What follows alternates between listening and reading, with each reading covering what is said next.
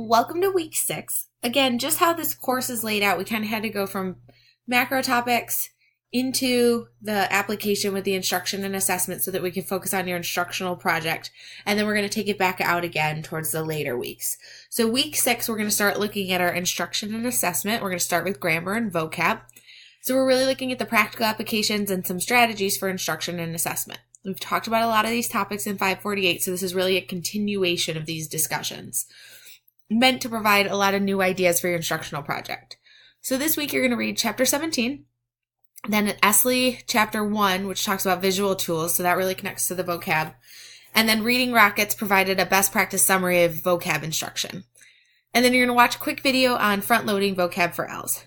Remember, we know our big 5 in literacy, one of those is vocabulary. The same applies to English language learners. So we have to make sure that they're comfortable and they're confident with all the vocab that they have to maintain. So then here's your spot for your reading reflection, and then you're going to respond to at least 3 classmates for their 2 best things that they found for their bibliography and webliography. And then you're also going to post your topic for your professional development. So what professional development are you going to participate in? Let me know if you have any questions as you're working.